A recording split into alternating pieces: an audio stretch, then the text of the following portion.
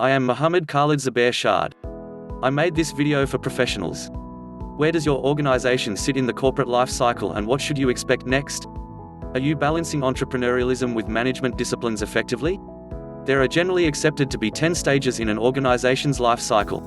When an organization comes into being, it usually does so as a result of someone's brainchild. If the idea doesn't take off, then in a sense, the brainchild is stillborn and the business never gets off the ground. Birth of the idea, however, is usually the next step. Stage 3 of the life cycle is infant. Once an organization comes into being, its immediate need is to survive. Keeping it alive is the main requirement as it begins to get stronger and grow its physical attributes. The main threat at this stage is a shortage of funds to sustain its early growth.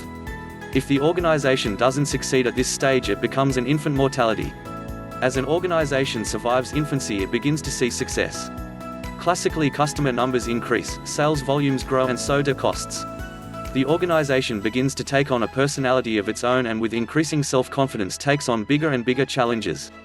Sometimes with too much bravado, it makes a big mistake, and without the financial resources to withstand it, it fails. Stage 4 of the life cycle is therefore toddler.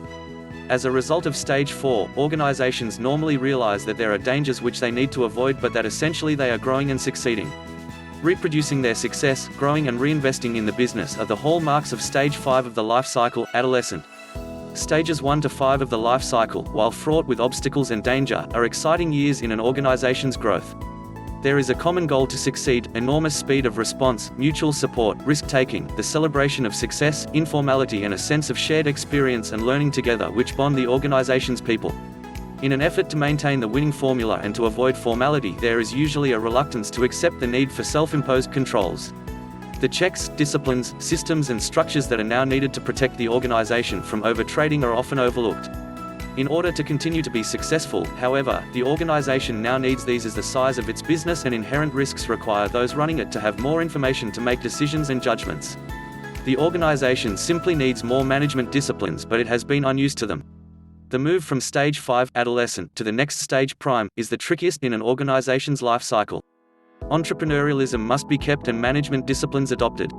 There is normally a clash of values, differences of opinion, and a fierce exchange of views as those who originally built the business come into conflict with newly acquired managers. It's as though the organization is going through civil war.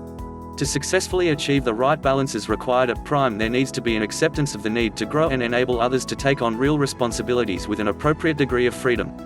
This can be a painful and painstaking process to go through. Some don't believe in it, or don't want it, and so people leave.